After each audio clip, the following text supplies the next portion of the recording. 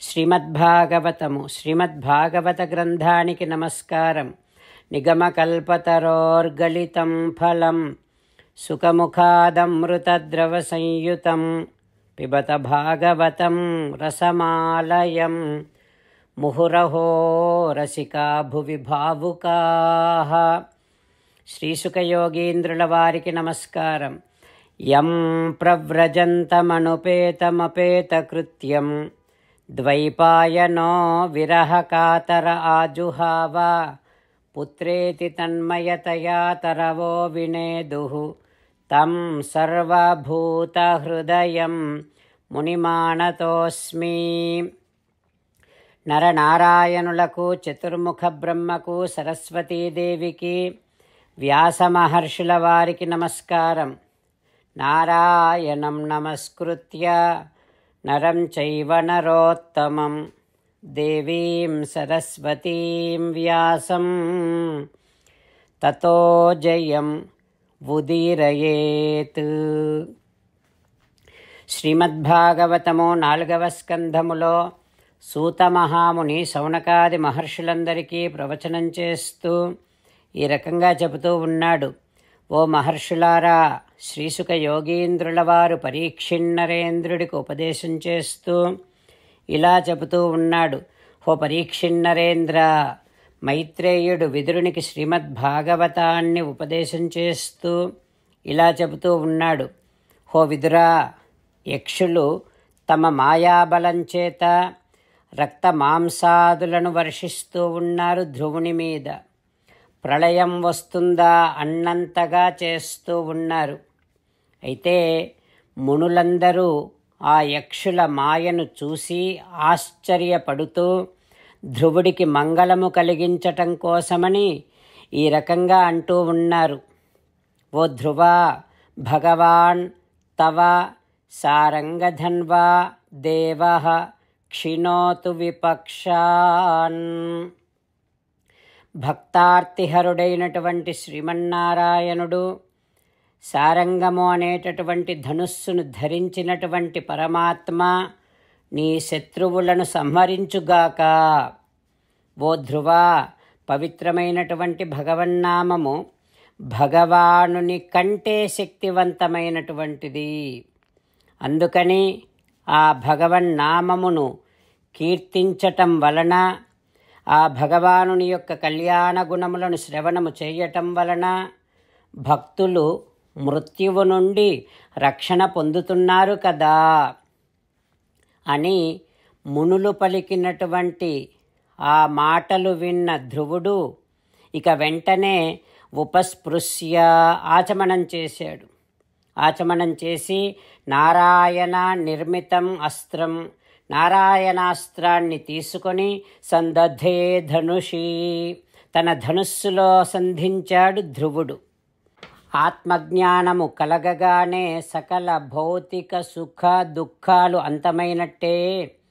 ధ్రువుడు నారాయణాస్త్రాన్ని సంధించిన వెంటనే యక్షులు ప్రయోగిస్తున్నటువంటి మాయలన్నీ వెంటనే నశించిపోయాయి.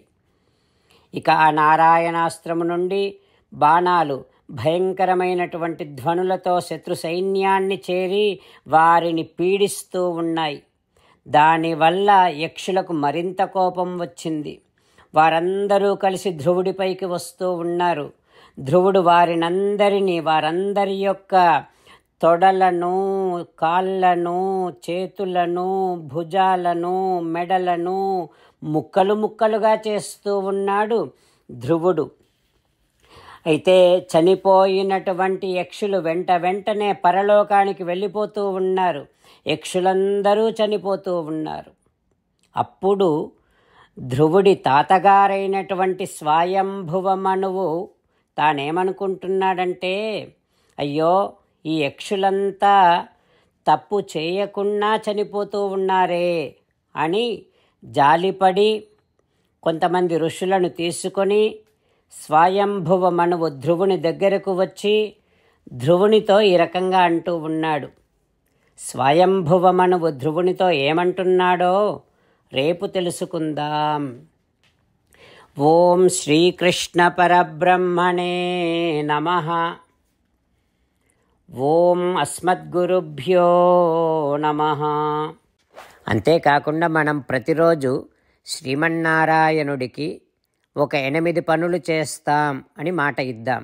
ఎందుకంటే శ్రీకృష్ణ భగవానుడు 18వ అధ్యాయములో 65 నుండి 70వ శ్లోకాల ద్వారా శ్రీమద్భగవద్గీత అంతటికీ సారభూతముగా మనకు 8 పనులు చేయమని చెప్పాడు. అలా చేస్తే చాలు, నేను మిమ్మల్ని అన్ని విధాలుగా రక్షిస్తా అని ప్రమాణపూర్వకముగా ప్రతిజ్ఞ కూడా చేశాడు.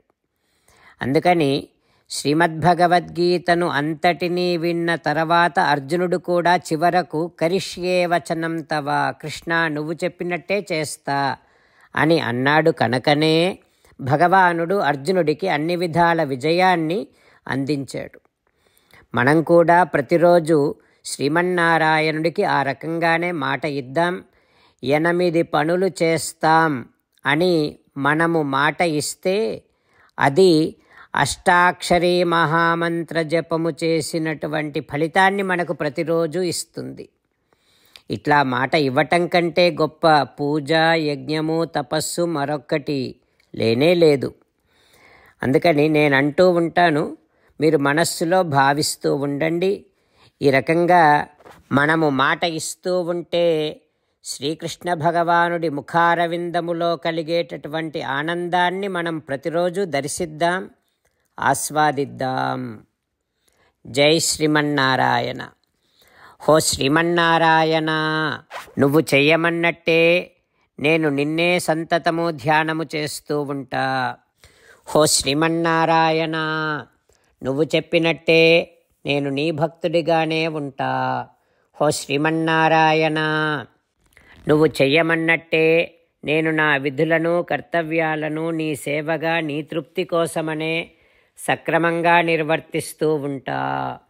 హో శ్రీమన్నారాయణ, నువ్వు చెప్పినట్టే నేను నీవాడిని అనే మహావిశ్వాసముతో నీకే నమస్కరిస్తూ ఉంటా. హో శ్రీమన్నారాయణ, మామేకం శరణం వ్రజ, నన్ను ఒక్కడిని మాత్రమే శరణు వేడుకో అని నువ్వే అన్నావు కనుక నేను నిన్ను ఒక్కడిని మాత్రమే శరణు వేడుకుంటా. హో శ్రీమన్నారాయణ, మా శుచః, ఇక దుఃఖించకు అని నువ్వే నాకు భరోసా ఇస్తున్నావు కనుక నేను ఇక దుఃఖించను. హో శ్రీమన్నారాయణ, నువ్వు చెప్పినట్టే నువ్వు నా కోసమని అనుగ్రహించినటువంటి శ్రీమద్భగవద్గీతను ప్రతిరోజు కనీసము 1 శ్లోకాన్నైనా జ్ఞాపకం చేసుకుంటూ శ్రీమద్భగవద్గీతను అనుసంధానము చేస్తూ ఉంటా. హో శ్రీమన్నారాయణ, నువ్వు చెప్పినట్టే నువ్వందరి కోసమని చెప్పినటువంటి శ్రీమద్భగవద్గీతను తెలియని భక్తులందరికీ తెలియచేసే నా వంతు ప్రయత్నాన్ని నేను నిరంతరము కొనసాగిస్తూనే ఉంటా. హో శ్రీమన్నారాయణ, నేను నువ్వు చెప్పినట్టే చేస్తా, నీకు నచ్చినట్టే ప్రవర్తిస్తా, నీకోసమే పని చేస్తూ ఉంటా. కరిష్యే వచనం తవ. జై శ్రీమన్నారాయణ.